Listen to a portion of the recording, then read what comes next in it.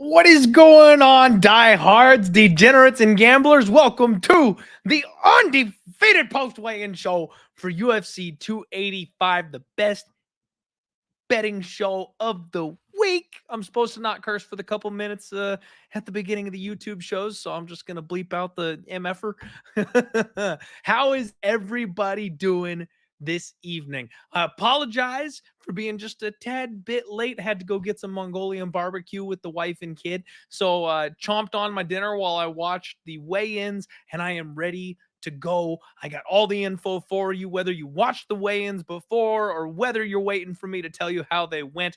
I've got it. We're going to take everything we learned throughout the week. We're going to start with the breakdowns on Monday and work ourselves all the way to Friday with how these fighters looked on the scales today, and we're going to try and use that information to make some extra bets and put some money in your pocket. On top of that, I did the sharp action report with our guy Andrew from Superbook Sports, so we've got all that knowledge up here in the head to go to as well. We got some good stuff coming down the pipe. And what is up, Anthony, in the chat? I see you there, my guy. Thank you all so much again for hanging out with me. I know it's a weird time slot for the show tonight, so I appreciate you guys all being with me.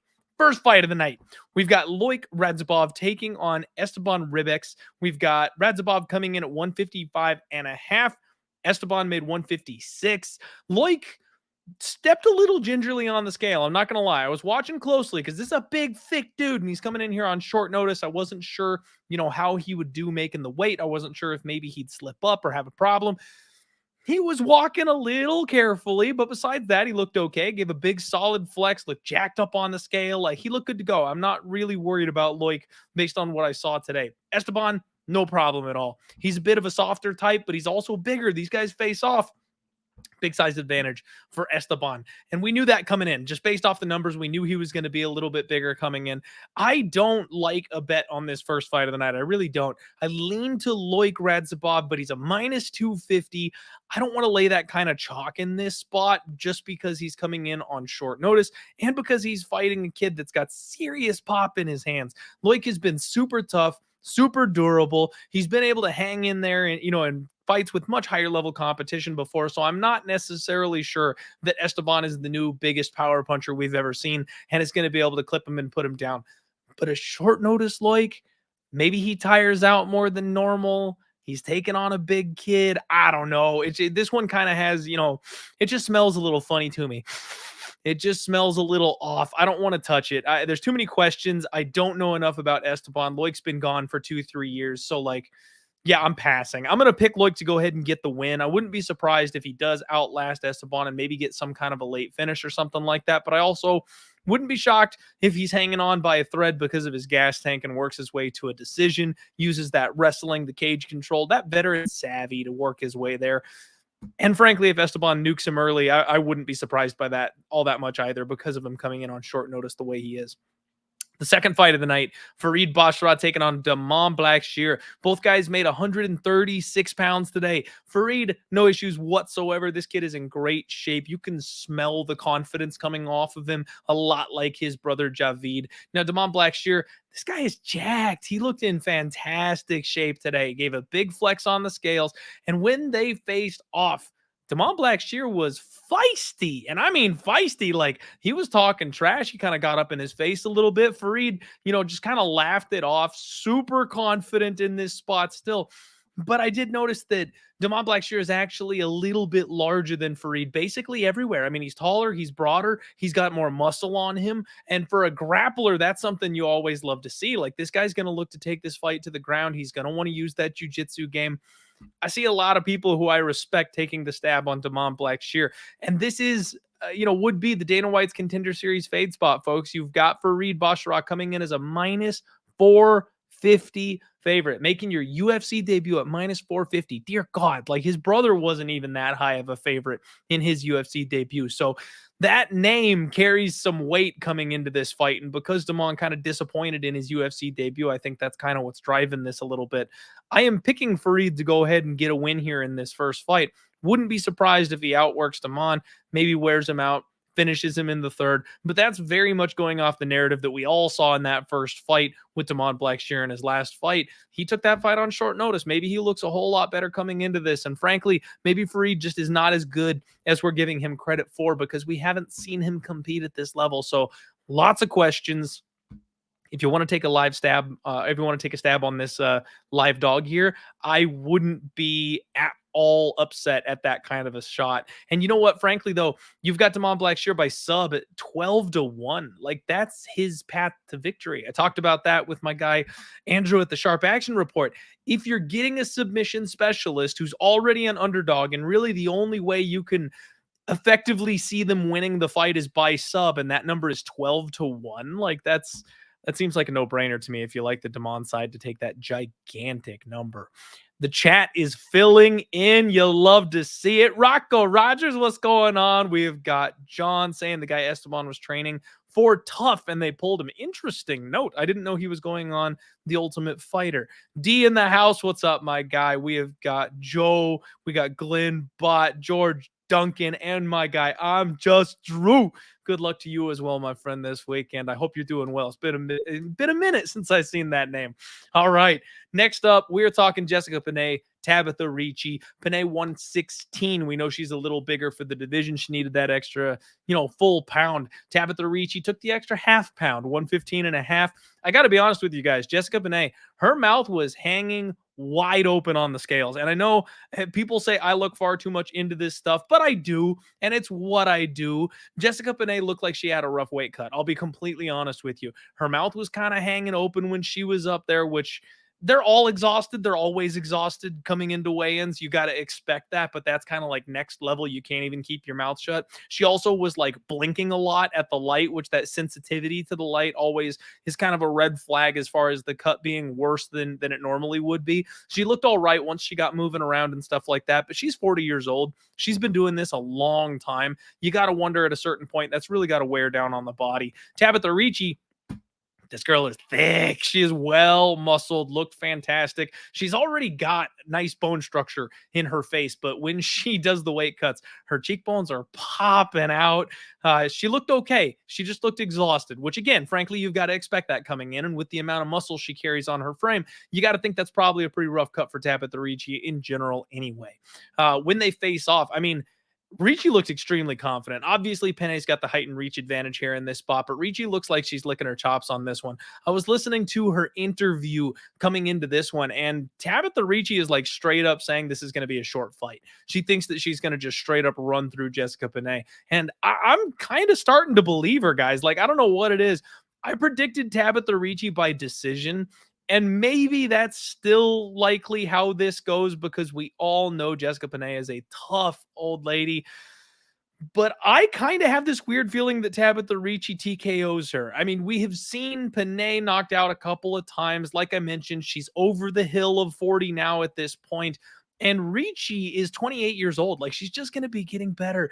And she's been working hard on that ground and pound. We know she's got slick grappling. We know she's got strong wrestling. She's got good jujitsu. I wouldn't be surprised at all if she gets up on top of her and rains down elbows and gets some kind of a referee stoppage here in this spot. Because Jessica Penne she goes to the grappling and she falls off and she'll play off of her back and she'll give her plenty of opportunities for dominant position in this fight. So I like Tabitha Richie. I'm considering parlaying her, even though she's all the way up at minus 310 at this point. I do really just think that she gets the win. And I'm very much considering sprinkling the inside the distance, which I think is at like plus 300, and the knockout is like plus 850. That's the one I'm kind of looking at late here in the week as maybe the surprise upset. All right, we've got my boy Patrick, Addicted to Combat, in the chat. What's up, my guy? Good to see you. We got Bunk Hoots, which is a fun name to say. The barbecue was fantastic. If you guys haven't had Korean barbecue, I very much suggest you go find a place because it's delicious. MMA Jesus in the house. And Glenbot, D, you guys hanging around again. You deserve the double shout out. You're always here. You're always supporting me. You guys definitely deserve the double shout out. All right. Mana Martinez taking on his opponent, Cameron Simon. This one's got me worried, guys. This one's got me worried. Mana Martinez came in at 137 pounds. Missed weight by a pound. And he really looked just annoyed the second that he stepped up on the scale. It was one of those ones where, like, he didn't look bad. Like, you got to think the doctor probably called him off. Like, he probably just saw that he wasn't going to make it. It was too much of a drain on the body. And they said, you can't cut the extra pound, something like that, because he wasn't dragging. He wasn't too sucked out. He didn't look terrible. He just was like, fuck, man. Like, he was mad that he didn't make weight. So very frustrating, especially when you've got a bet on that guy. Cameron Simon made 135 on the dot. Big cheesy old smile for this kid. Big flex. He looked very excited up there today. He seriously looks like he's 16, 17 years old. He's 22, and you gotta love the energy coming from him. When they face off, Mana Martinez was not that much bigger than Cameron Simon. And that, to me, is a little terrifying, guys, because one of the things I kind of counted on was Mana Martinez always has a size advantage. He's bigger, he's longer, and I think that he can kind of bully some of these smaller fighters in the weight class. I thought he was going to have a size advantage here in this spot. So not only does he not have the size advantage I was looking for when I made the bet, but he also missed weight. So you got to wonder if that's going to compromise him in any way, shape, or form here in this fight. I'm a little nervous. I did take the underdog here, Mana Martinez. I got him at plus 245 for a unit. I did play him inside the distance at 5-1 at half a unit because, frankly, I think if he wins, he probably finishes. Now, he's gone to decision, I think, 3 times already in the UFC, so there's nothing that says he can't win a decision based on, damage and knockdowns and stuff like that. So he can, but I think more often than not, when he wins, he finishes, and he's gotten his feet wet at the UFC level. So if he's going to start finishing, it's going to start happening here at this point now that he's comfortable. And then I took a shot, that sprinkle little quarter unit on the sub prop. Mana Martinez by sub, and I think I got 15-1 earlier in the week. It's 14-1 now here on Superbook Sports if you are taking a look at what the numbers are now. And the reason for that, some people were wondering about the sub versus the knockout. And it's true that he's got big pop in his hands. It's true that he likes that spin back fist. He hits hard. So a lot of people are expecting knockout if he gets the finish. But you look back at his regional tape, this kid's actually a really slick grappler. He's got 3 armbar submissions on his regional scene record. And we haven't really seen it at the UFC or the pro level where he's gone to the grappling all that much. But Cameron Simon does. And that's kind of where the thought process is for me, is that Cameron Simon, whether he gets rocked on the feet or even if it's just the game plan to go to the wrestling, I think this kid is going to mix in the takedowns. He's going to force the grappling. He's going to force the wrestling. And when you've got someone like Mana Martinez who has that skill set in his back pocket and just doesn't tend to use it, when his opponent is the one that brings that to the table, it'll bring it out of him. It'll bring that opportunity for him to get a sub. And Cameron Simon just makes some positional mistakes. Now, again, he's 22 years old. He's a young kid. He will patch those holes up. He will get better. He will look better rapidly as he's training at this UFC level. But at 22 years old, I love fading the young ones. I really just love going against these young kids that don't have the veteran savvy. They don't have the experience yet. And we've got one guy who is now a bona fide UFC level veteran who's taken his licks, who's gotten by the skin of his teeth a couple times. He's got that experience. He's got that back class versus a young kid who hasn't really faced that adversity at this level just yet. So I'm going to take that shot and bank on the dog here in this spot. Mana Martinez is down to plus 220. So feels good to have, a good number in my pocket. I got that plus 245. So beat the line move just a little bit here on this spot. I also wouldn't mind taking a look at some violence here, maybe the under 2.5. I think Mana Martinez comes out a little bit hungry here for this spot. What's going on, Joshua? I see you in the chat. Thank you very much for hanging out with me, my dude. All right. And I'm crossing my fingers that the Mana Martinez weight thing is helpful. I think he's probably going to have to move up soon. I think he might be just too big of a frame here for this weight class. Ian Gary taking on Song Kin-non. Both guys come in at 171 pounds.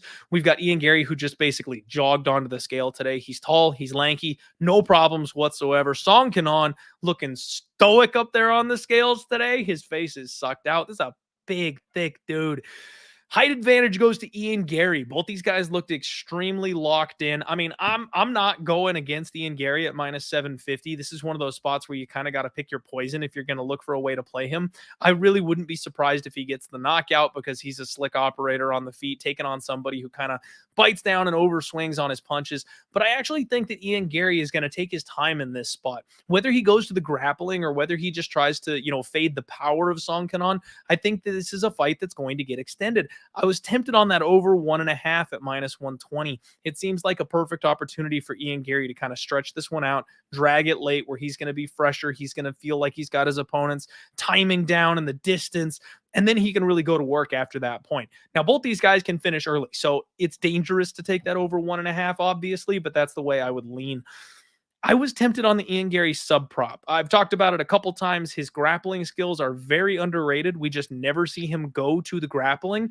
And facing an opponent who's big and muscly and strong and dangerous early, this might be the one. This might be the one where Ian Gary finally straps on his wrestling shoes and decides to go ahead and take it down to the mat. I would not be surprised at all if we see him shoot some takedowns and mix in the wrestling here in this spot. So I'm tempted on Gary inside the distance. I'm tempted on the over 1.5. I'm tempted on the sub. At this point, I have nothing. Don't be shocked whatsoever if Ian Gary, the minus 750 favorite, wins. I know, right? I'm just breaking news here on the podcast today. Marc-Andre Barriault taking on Julian Marquez up next. Marc-Andre came in 185, Marquez 186, and Barriault looks stoic up there today. No smile, no emotion, no nothing. Looking solid up on the scales. Julian Marquez, the usual class clown, right? He's a goofball up there on the scales, having a good time. You love to see it. These guys size up pretty well. Slight size advantage to Marquez, which, not going to lie, worries me just a little bit. I am on the Marc-Andre Barriault side, and I'm nervous because I got a bad number. He was minus 140, and I went to bed after Monday night's show, and I woke up the next morning and he was minus 155. So I was like, shit, this number is going to get away from me. Bought at minus 155, and now he's minus 145. Money has come in on Marquez the other direction. And frankly, it's nerve-wracking because as much as I think Marc-Andre has an extremely clear path to victory here in this fight, Marquez just upgraded his gym. He's training out of Factory X. He's got big explosive power. He's got gas for days. We've seen him effective late when he gets opponents hurt and tired and wobbled. I like Marc-Andre Barriault's game. I think he'll beat a certain number of people that way. But you guys have heard me on the show before. I've been kind of mean to Marc-Andre Barriault. He's kind of mid-tier in my opinion. He's a gatekeeper type. The thing is, I don't think much of Julian Marquez either. I mean, he's super reliant on the finish, obviously. But if you're losing, 14.5 minutes to Maki Pitolo, and then you need to get a Hail Mary submission at the end of it to go ahead and get the win there, and your best win is Sam Alvey, I'm sorry, that's just not overly impressive to me. I don't know that he's going to catch Marc-Andre Barriault in that front choke. Obviously, it's a danger. It's always something there that he could possibly do. I'm rolling the dice. I'm risking it, laying it with Marc-Andre Barriault. I think he should be the favorite, and I'm going to go ahead and take that shot on him to win. Plus, I do also think there's a chance that Julian Marquez has just been through all these wars, and eventually that's catching up with him.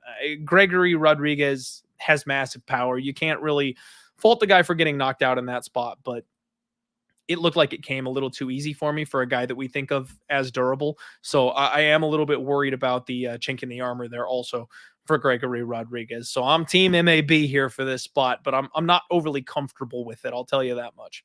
Next up, Viviane Araujo taking on Amanda Ribas. Both women made 126 pounds. Vivi gave a big old smile and flex. She looked extremely comfortable on the scales today. Very confident, much more smiley than I'm used to seeing her, quite frankly. Amanda Ribas, the exact opposite. She's exactly as smiley as we're used to seeing her. Clapping for herself, just adorable. I love Amanda Ribas. These two size up really well. The only real difference between these two on the scales is that Vivi's thicker. You've got the tall, lanky Amanda Ribas versus the thick Viviane Araujo. And with Ribas coming up a weight class, I just think she's going to be at a strength detriment. She was going really well with Caitlin Chukagian, but Caitlin Chukagian's not a strength threat to anybody. She's tall and lithe, and she uses her speed and kios, and that's how she wins fights, is out kickboxing, out pointing, and then selling the judges. That's her whole game plan. That's kind of what Ribas does too. The difference is here with Vivi is that she's like a power wrestler. I think that she's going to be coming forward. I think she'll be able to get the takedowns. And frankly, I think the optics are going to help out Vivi. I think she hits harder. So when she does connect, even if it's like lower volume, if it's like 1 for every 2 or something like that, I think when Vivi impacts Ribas, you'll see her bouncing back and you'll see her being frustrated about that. Dan in the chat saying the sound in your voice coming out at the same time, mate. Don't know if you can fix it. You know, it's weird though, because I'm seeing it in real time for myself and there's no delay. So I do apologize. If there's a lag on the live stream, I do apologize. I'm not sure what causes that or how to fix it. I'm going to have to go in here in my, I guess my browser settings and see if I can clear my cache or update it or something for next time. Sorry about that, Dan. Sorry guys. If there's an audio delay, I'm not sure what the culprit is for that. I'm definitely going to have to look into that. Sorry about that, folks. All right. Derek Brunson taking on Dricus du Plessis. Derek Brunson made 185.5, du Plessis 185 on the dot, and Brunson hit us with the pose. He did it. He got up on stage and he did it. You got to love it. Derek Brunson doing his awkward little shoulder shrug flex thing that he does. Du Plessis looked super excited today. I mean, even on like the early weigh-ins, he looked extremely happy. I mean, very comfortable. He's a guy that really killed himself to get down to 170, and at 185, he's filled out and he looks like he really belongs at this weight class. He's a big, muscly dude. These guys size up really well. This was an intense face-off. Both these guys are ready to go. The big thing that really jumped out to me is Dricus's back is so big. He is so just physically strong. It's ridiculous to look at how large the muscles on that guy's back are. I talked about how I think Brunson is a live dog in this spot. I do think that he can show up here. I do think he can play spoiler. Round 2 from Dricus against Darren Till was extremely concerning. Getting out kickboxed the way that he did, the way he blew his wad in round 1 and then had nothing to offer in the second.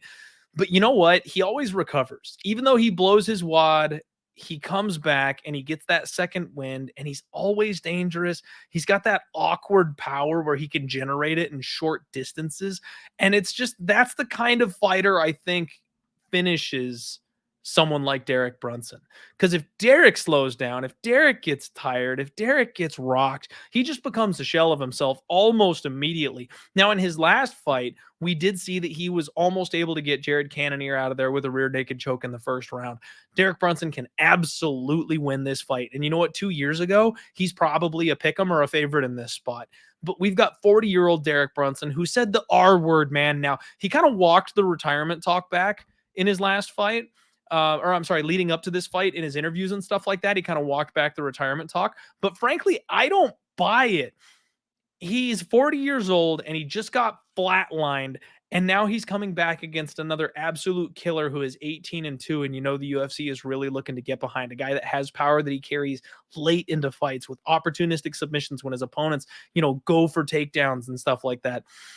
I think it's probably just a Dricus spot. I think this is a spot where if I get fancy and I decide to go ahead and buy in on Derek Brunson, you know, after everybody else has like made piles of money and they're sleeping on bags of gold after backing Derek Brunson for the past 3 years, now I jump in here when he's 40 years old and he just gets starched in the second round by Dricus du Plessis. I can see it clear as day. So I'm not doing it. I do think that you can have a quote unquote live dog spot here for Derek Brunson. I can't bring myself to do it. And I've talked to a lot of people who I really respect, some really sharp gamblers. And if you're one of those people that just plays numbers, you don't pay attention to anything else, you're just like, there's value on that number. It's dog or pass. It's straight up dog or pass. Brunson has the skill set he needs to make this fight very competitive, can finish, can win, all the things that you're looking for. I just think he's old. And I think the R word is in his heart. I think that's what it comes down to. Derek Brunson may be saying the right things. He may be saying I'm not retiring. He may be saying I've got more years to compete in this sport. But I think deep down he knows. I think after his last fight, I think that was a genuine reaction. I think that was a genuine, I'm going to hang it up after this, maybe one more fight and then I'm done. This is that one more fight. He's not outright coming out and saying, hey, I'm retiring. But if it gets hard in there, if he gets clocked and he gets rocked in there, it's time. It's suddenly going to go back to, you know what? I knew it. I knew it was time. It was time. I'm going to hang it up after this one. So I definitely think I think the blonde Brunson train comes to an end violently on Saturday. I'm going to say Dricus. I'm going to say Dricus inside the distance. I have no bet on this fight at this point. But honestly, it might be a great live betting spot because Derek starting the way he usually does, if he lands those takedowns early, you could get a better price tag. And speaking of live betting, I'm super excited to announce, by the way, my guy Andrew passed it on to me. Superbook Sports is officially activating live betting on mixed martial arts. They never offered live lines on MMA before. And it's super exciting that they're tapping into that live market now. So if you do play on Superbook Sports, they've got the some of the coolest props and bonuses, some of the coolest bonuses in the game, like the knockout bonus that they do for all the pay-per-views. One of my favorites. Now you can stay there. You don't have to hop to a different book to try to live bet. You can live bet fights on Superbook Sports. You got to love to see it. Jacqueline in the house. What's going on? Welcome to the show. Thank you for hanging out. You got Boone in here saying late round 1 finish. Okay, so not even making it to round 2. I can absolutely understand that as well. Let's see what happens. It all depends on Brunson's gas tank and how Plessis targets the fight. Because if he comes out like he did against Till, damn, it might be a Derek Brunson round 2 finish. Because if the way he gassed out after that one, that was terrifying. All right, Cody Garbrandt taking on Trevin Giles. Garbrandt 136. Trevin Jones. Why do I keep saying Giles? Trevin Jones 135. This was maybe the weirdest Cody Garbrandt I've ever seen. Some of you guys may not recall. Do you remember at the end of BJ Penn's run when he fought Frankie Edgar, I think for the second time, and he came in blank slate? I mean, like licking his lips weird and looked like a frog. Like they're calling his name, and instead of the usual BJ that's like losing his mind and like ready to eat his opponent's heart straight out of his chest, he's just like, that's the vibe I got here from Cody Garbrandt. I mean, blank stare off into the distance, like no emotion, this guy is zen as fuck right now. And I'm not sure if it's a good thing or a bad thing because Cody Garbrandt has always been an emotional machine. And we know that's kind of how he fights. For better or for worse, that's how he fights. Trevin Jones gave the good old one-arm flex there. Looking good, looked thick, easy way in, no problems for him. This was a really good stare down. But frankly, guys, like Cody's got ice in his veins right now for this one. I have a really hard time ever putting my money anywhere near Cody Garbrandt. In fact, he's one of my favorite fades in the game. Like I've faded his chin more times than I can count. It's one of my favorite moves. And I think he's going to murder Trevin Jones. Like Jones has the reach advantage and he's got the power that if he just touches Garbrandt's chin that's been compromised once, I can see Cody Garbrandt falling over and it'll be really, really sad. But I also can absolutely see Cody Garbrandt styling on Trevin Jones. Like this is a guy who's got championship caliber footwork. He's got championship caliber striking. He's got power. He's got athleticism and speed. And we've seen Trevin Jones just shell up before. We've seen him refuse to let his hands go. We've seen him get overwhelmed with opponents that, mix in the grappling with the striking. And I'm just not convinced Trevin Jones is necessarily UFC level at this point. This almost seems like a gimme layup for the UFC to get Cody Garbrandt back on track because he does check Trevin Jones essentially everywhere except for that chin. I could see him coming out here with a new focus and just wrecking Trevin Jones and getting back on track. I really could. But at that said, I can't trust him with his chin. So I'm picking Cody Garbrandt, but I am not going to be betting him at minus 170. The decision line seems interesting to me. Plus 475 for Cody Garbrandt by decision, especially if he uses that wrestling, that grappling. But I could also see a late finish too. Like if Cody really does find his timing and get that speed down and get that movement going, he could just dance around Trevin Jones until he opens up a big power shot. And when he does finally sit down on a shot, like we've seen Jones hurt multiple times in the UFC. I mean, look at his UFC debut. He was basically stopped. He was almost out of there at the end of round 1. And if it wasn't for Valley of adrenaline dumping, trying to get him out, he would have been gone. So yeah, Cody Garbrandt's the pick, but I can't for the life of me get there for a bet. I'm just, you know how stupid I would feel if I put my hard-earned money on Cody Garbrandt and then he got chinned one more time after me betting on him to get chinned all the times that I have. Just wouldn't feel good. All right, everybody. We are moving right along here. Bo Nickal taking on Jamie Pickett. Bo Nickal came in at 185.5, 186 for Jamie Pickett. Bo was calm. He was relaxed. You know, he's one of these guys that doesn't have the most physically imposing physiques or anything like that. So definitely not impressed with him on the scales, but you really don't need to. You know, his back class and his wrestling caliber. That's the impressive part about him. Jamie Pickett, the exact opposite. This guy is shredded. Like, the insane physique on Jamie Pickett is something. He makes you believe he's UFC caliber just by looking at him.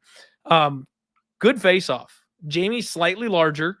He kind of, I think, believes in himself that he's going to spoil the show. And it's funny. I talked with my guy Andrew at the Sharp Action Report for Superbook Sports, and they have a guy who's coming in and just laying money hand over fist on Jamie Pickett. They've got a guy who is trying to retire early on Jamie Pickett. In fact, after the show was over, I got a text from Andrew. He came back in and put another 5K on Jamie Pickett. Like, somebody is really coming in here going hard on Jamie, and it's kind of crazy.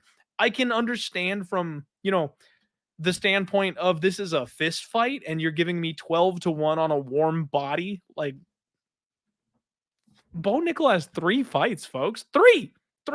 Like, he's got that wrestling back class. Don't get me wrong. I think he's winning. I think he's getting a submission. I think he's getting a takedown and styling on Jamie Pickett. But would it shock you? Would it just shock you if this guy that's done nothing but wrestle his whole life got clipped by a guy who's been fighting for the last 5 years? Like, I mean, it would be surprising because he's a 30-1 favorite. But man, the fact that these guys that come in with no MMA experience whatsoever, I could see him getting clipped. I really could. I'm not telling you to go bet Jamie Pickett. Nobody misquote this and say that I'm telling you to go bet Jamie Pickett. I'm not at all. I'm just saying, if you're out there sprinkling, I get it. The guy who's betting 5K a pop on Jamie Pickett, that I don't get.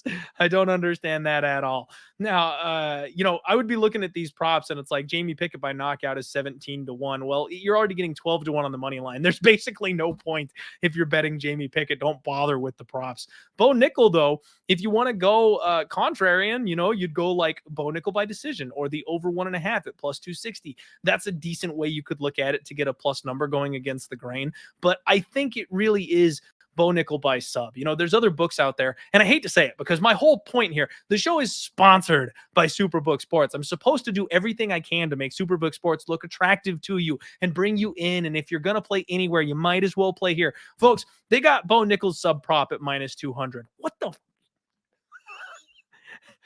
They know it's Bo Nickal by sub. You're not putting a prop at minus 200 on this unless you're pretty sure that's the way it's going to go. Like, you can look at other books and find Bo Nickal by sub at like minus 120. Bet that one because minus 200 is insane. But we all agree that's probably what's going to happen. Now, maybe Bo back mounts Jamie Pickett and pounds him into the canvas. But frankly, I think he's just going to be too slick on the ground. And if he does pound away to open something up, he's still just going to grab a neck at the end of the day. So I do think it's Bo Nickal. I do think it's Bo Nickal by sub. And I'm probably going to run out there and find one of those better lines and add that to my card. Because frankly, the folks at Superbook are sharp.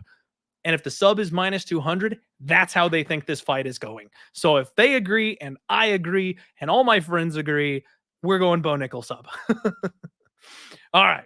Mateusz Gamrot taking on Jalin Turner. Gamrot is 156. Turner 155.5. Gamrot had some crazy eyes up on the scale today. You guys know me. You know I love my crazy-eyed fighters coming into these things. It always adds just that extra little bit of sprinkle. I always want to go ahead with the folks that are having eyeballs popping out of their heads when they're at these weigh-ins and face-offs.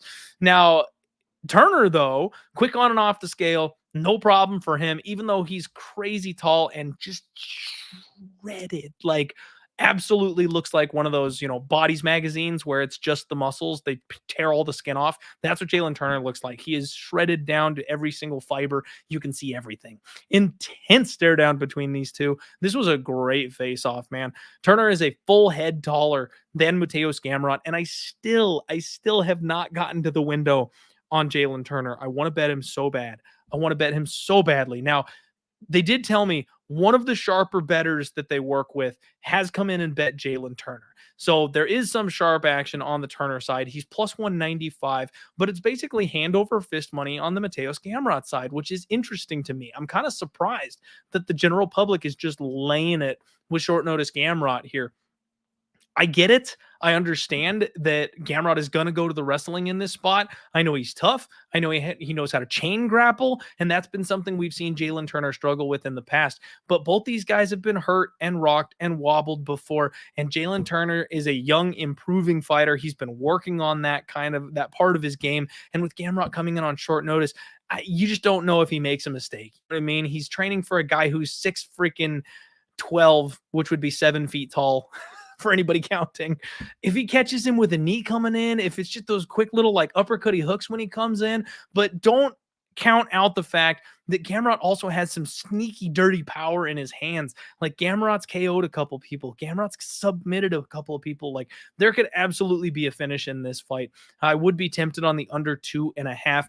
Superbook said that somebody came in, a respected bettor took the over 2.5, which is plus 130 at this point, thinking this fight goes to a decision. I've got a hard time seeing it get there unless it really is just like Gamrot by blanket. Crazy fight. If I'm doing anything on this one, I'm just going to bet the dog. Jalin Turner's my guy. I'm 3-0 betting him ever since I got on the Jalin Turner train. Have not got off the Jalin Turner train. So if I'm betting it, that's what I'm doing. What is up, Bill Withers? Thank you very much for hanging out. One of our awesome members here at Pub Sports Radio. Rips and picks in the house. Gamrot Turner fight ends by sub. Catching my eye here. I don't mind that, man. A club and sub on either side of this fight makes some sense to me. We got MMA Jesus saying that Turner is a lock. Woo! And he is also calling for the sub. Yeah, man, that money line at plus 195. I've laid prices with Jalin Turner. So getting plus money almost 2-1 on Jalin Turner, thinking he's the freak athlete that he is. I'm very tempted to just go ahead and go to that money line. Forget the props. Give me 2-1 on Turner. I still might make that bet. We'll see if I get there or not. All right, everybody, here we go. Jeff Neal. Do me a favor real quick. We've got 229 live viewers here on a freaking Friday night. Hit the like button for me. Thank you, folks, very much for spending your evening with me, taking this one final look at UFC 285. Jeff Neal missed weight, and it was bad. 175. Like, this man is supposed to be making 171 pounds. He's coming in here for the fight of a lifetime against somebody who the world has anointed the next coming here at this weight class, and he misses weight by 4 pounds. I don't know what to do with this one. I have no idea, because the sharpest, the number one MMA bettor at Superbook Sports came in and bet Jeff Neal at plus 425. Folks, I was fully planning on tailing that action because I've talked about it. I feel like Neal is going to be the first guy to really test Shavkat in the UFC. I feel like he's going to be the first guy to really push Shavkat in the UFC. And we're going to get a Chimaev versus Burns type of situation here where it's close and it's competitive and maybe it goes all 15 and we're not going to know who won at the end. Like, I could absolutely see that taking place here in this spot. But him coming in 4 pounds overweight, like, is he sick? Is he hurt? Like, I just don't know what to make of that. That's such a mind fuck for me that I have no idea what to make of this man coming in incredibly overweight in a spot where I just was not expecting him to come in like this. Shavkat looked fine. Intense as always on the scale, no issues for him. This was a really good stare down. Now, Shavkat's got almost a full head taller than Jeff Neal, so he's got that height, he's got that reach. And folks, the only times we've seen Jeff Neal finished has been deep in a fight in the third round where he's kind of given up on himself. And this is something I talked about on the Sharp Action Report, is that Jeff Neal does have a little bit of a weak mindset. And I know, it's sad for me to say that sitting here behind my computer 20, 30 pounds overweight, need to get my ass on a treadmill. I'm not saying it like that because obviously I could never do what these fighters do. But we've seen that he's a little bit of a head case. We've seen that he quits on himself in fights. We've seen that when the fight isn't going his way, he's willing to just kind of throw in the towel and grind out the clock and let it go. And if he's already dejected coming into this thing because of the weight situation, for me, that makes it almost impossible to get behind him going into the fight, because if you're already struggling to beat yourself going into the fight, the biggest fight of your career against a taller than life opponent, an undefeated fighter who's nothing but finishes in the UFC, that's where I could see Geoff Neal maybe quitting on himself again. So I've picked Shavkat all week. I've been this close to locking in on the Geoff Neal money line, and I don't think I can do it. I don't think I can pull the trigger on Geoff Neal at this point. And let me tell you guys, when Superbook comes around and they tell you that their number one bettor got on it, you want to tail that action, generally speaking. This is the guy that came in like way early and faded Israel Adesanya with Alex Pereira, got the best number you could possibly get, made a pile on that fight. I mean, every time they've said this guy came in and bet, he's been sharp as fuck. So I do think that there's value on the line for Geoff Neal, but if I'm playing Geoff Neal, I want a 100% Geoff Neal. And I don't have a 100% Geoff Neal, so I can't do it. I like Shavkat.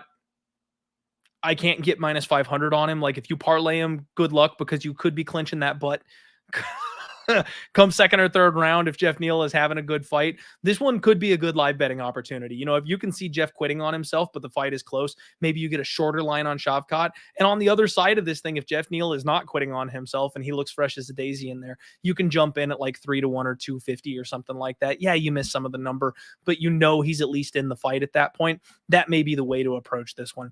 I'm going to pick Shavkat. I still don't mind the round 3 sprinkle, because that's the only time we've ever seen Neal finished is in that third round. So, you know, why mess with a good thing? Co-main event time. Valentina Shevchenko taking on Alexa Grasso. Valentina is 125.5 pounds. I'm sorry. Both women made 124.5 pounds. Championship weight, half pound under. Valentina, you did her usual hand on the hip. And am I doing it right? Alexa Grasso, she was first to the scales today. She looked great. Very calm, very relaxed, coming into the biggest fight of her life. This was a good face-off. These two size up really well. And that's kind of been the thing with Valentina Shevchenko, right? Is she's been fighting some less than premium competition recently. And now she's fighting these young guns that are actually kind of filling out and becoming who they need to be and really blossoming as MMA fighters. Grasso, I want to bet her so bad. She's a 6-1 underdog in this spot. And that line is just becoming chaotic, especially considering what we saw from Valentina in her last fight. Big difference in styles. And I know that's a big thing, but I think the boxing of Grasso is going to keep this fight close and competitive as long as it's on the feet. The grappling of Shevchenko really is the difference. If she can take Grasso down, I know Grasso's jiu-jitsu has gotten really good. She can probably keep herself safe down there on the mat, but I'm not sure she can ever really like push the pace for a win in this spot. And that's the part that kind of keeps me away from it, I guess. Another live entry, because if this fight plays out close, if Grasso looks like she's having success in the grappling and not just being put on her back, then maybe you can take the live dog once we see that that's the case. But I kind of like the overs. I've talked about it all week. I like the overs. The overs are very reasonably priced. It's like the bookies are really just expecting Valentina to run straight on through Alexa Grasso. And frankly, I'm not sure that's going to happen. Grasso is tough as nails. And as she has developed as a fighter, we've seen the fact that she can hang in there through tough situations. She has been submitted once. And I think that's probably why everyone's expecting Val to just be able to do that and handle it and get it taken care of relatively easily. I think Grasso is going to hang in there at least until the championship rounds. I think she'll make it maybe even the whole distance. So I'm going to be looking at overs in some way, shape, or form. And yeah, Boone in here, same thing I'm thinking here is probably Val by decision. You could tempt me on a Grasso by decision, degenerate sprinkle, or split decision type of bet. Obviously the number's not good enough right now. Grasso by decision is 9-1, where her money line is 6-1. Like if you're going to bet her, you got plenty of meat on the bone at 6-1. But I would be looking at overs. Don't care who wins. Yeah, Bo Jackson, over 2.5 rounds. That's simple. Over 2.5, over 3.5, over 4.5. Like, do whatever you want as far as the totals go. I think this one's going probably the full 25. Main event time, folks. Jon Jones taking on Ciryl Gane. Now, we do have to give credit to the man himself, Sergey Pavlovich, who did weigh in here as the backup fighter for this fight. Jon Jones, 248 pounds. Ciryl Gane, 247 and a half. Crazy that Jon actually came in heavier than his opponent, Ciryl Gane. Jones gave a big flex, smiling the whole time. He's got a power gut on him, man. Like, moving up to heavyweight did that boy some good. Now, when he's, a normal pose, it doesn't look great, but when he flexes, you're like, damn. Ciryl Gane is an absolute unit, though. I cannot believe the amount of muscle on the frame of this man. And that's really kind of the big thing that still just jumps off the page to me. Ciryl Gane is so much bigger. And I know, like, when they face off, it's like, oh, they're the same size. No, guys, they aren't. Like, from the waist down, Ciryl Gane has an extra 30 pounds on his legs. Jon Jones' legs are still stick skinny. And he just has the much larger frame. He's a real heavyweight. He's a natural heavyweight. But he moves like a 185 pounder. There's so many questions for me in this fight. Ciryl Gane brought in some crazy high-level training partners, and they're going to have him prepped and ready to go for the grappling for Jon Jones. But I've said it many, many times on this show, the one skill set that you cannot make up in a short amount of time is the wrestling. If you've been wrestling for a lifetime, that's not something you can fix in 1 or 2 training camps. So even if Ciryl Gane is prepared for this fight, Jon Jones has just the clearest path to victory. The funniest thing for me, though, was you look at the size of their heads. Jon Jones has a much smaller head than Ciryl Gane does. And that's where it's like you can tell, who is the real heavyweight here in this spot. Guys, I think I have to pick Jon Jones, but this is such a scary, trappy spot. Folks, the books have taken a position. The bookmakers have absolutely taken a position on Ciryl Gane. He is their champion coming in on Saturday. It is nonstop money, hand over fist on Jon Jones. That's the only thing coming in right now is Jon Jones money. They have moved this thing from being plus 130 Jon Jones to being minus 170 Jon Jones. And it's minus 180 Jon Jones now. It is just steaming one direction. And the wider it gets, the more interested I am on Ciryl Gane. And I know that's contrarian, and I know that that's crazy, and everybody and their mother knows that Jon Jones is the greatest of all time, and he's just going to come back and pick up right where he left off. But there's so many questions. Like, how's he going to look with that extra 40 pounds of weight? Is he still going to be fast? Is his gas tank still going to work as well as it did? If he does get the takedowns, can he hold Ciryl Gane down? Is he actually stronger? Or is he just puffy? Like, there's so many questions about Jon Jones, and especially with how he looked when he ended his career at 205. He was falling off the rails. Thiago Santos, I know everybody's talked about it, but Thiago Santos on 2 busted knees gave this man the fight of his life. I'm just not ready to lay 2-1 on Jon Jones, who we haven't seen for 3 years, with a weight class jump. And this isn't, 145 to 155, where it's a 10-pound jump, which, frankly, if you think about it, because of how much body that is compared to their overall percentage, might even be a larger jump. But you get my point. Fighters going from like 145 to 155. It seems like they flow more naturally between the 2 weight classes, whereas you're going from 205 to 265. I mean, I know he only weighed in at, 240 or whatever, but that's a big difference. That is a big, big difference. It's like a whippet fighting a bulldog, and then the whippet decided to eat for 6 months and then fight the bulldog again. Like, I still think Ciryl Gane's going to be stronger just naturally. I still think Ciryl Gane's going to be bigger and more acclimated to this weight class. I do think, as far as a bet goes, I'd be looking over, because Ciryl Gane, I mean, God, geez, and I can't even pick a total on this, because if Jon Jones wrestles, yeah, it probably goes over. Like, it probably takes everything he's got to just hold down and control Ciryl Gane. If Gane's in the driver's seat, he's kickboxing, right? Like, that's what he does. He's keeping his space, he's keeping his distance, and he's kickboxing, and he's outpointing Jon Jones, because that's what he does to everybody. But that's what Jon did to everybody at 205. So we could get a very low volume, slow paced, technical kickboxing match between these two monsters at 265 pounds, with neither of them really going for a kill shot. Now, what if Ciryl Gane goes to the legs of Jon Jones? At 205, he was okay, but at 265, are those little chicken legs going to hold up to the leg kicks of somebody who weighs a natural 250 pounds in there? There could be a finish.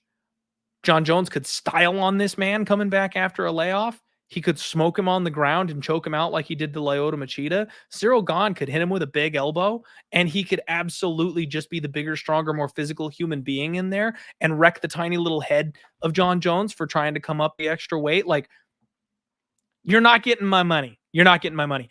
If anything, I will fade the public. And I will take Gane if he gets to like some stupid number like plus 175 before fight time. I'd have a hard time seeing it actually get that far because, you know, people with far deeper pockets than me will get involved before that point. But I absolutely could see this number just kind of continuing to chug its way through tomorrow, and we'll see what happens. Folks, that is the Undefeated Post weigh-in show. Quick recap for you. As of now, I've bet Mana Martinez. I've bet Vivi. And I've bet Marc-Andre Barriault. Very uncomfortable with my Marc-Andre Barriault spot.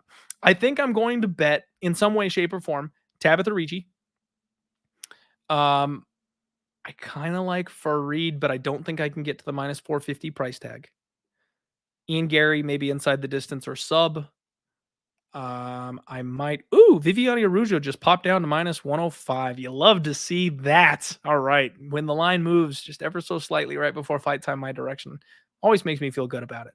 And my guy, MMA Jesus in the chat, making me absolutely salivate at the idea of Jalin Turner. So I may be jumping in feet first on Jalin Turner.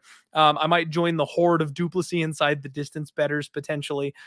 There's a lot of opportunities on this card. I would say I might back Geoff Neal, but after the weight cut, I don't know that I should or can. Overs in the co-main event is the one spot that I'm still looking at that I'm really like, that's probably one that's going to get on my card. So I'm going to keep it relatively light on this card. I don't want to piss a whole bunch of money away with reads I'm not super comfortable with here on a pay-per-view card, because I tend to do that. I'll get kind of hopped up on myself after a couple of good fight cards in a row where my reads have really been on point, and then I'll just spray money on a UFC pay-per-view card because they're so fun, because they're so awesome, the fights are so good, and I don't have nearly as good of a read on those fights, but I bet way more than I should on them anyway. I'm going to try not to do that this year. I would love to keep the extra bullets in my pockets. So that's the plan. That's where I'm at. I will absolutely tweet out my final card tomorrow like normal. Follow me on Twitter at DieHardMMAPod. Follow me on Instagram. If you don't have Twitter, I'm at DieHardMMAPod on there as well. We're going to be doing a companion stream right here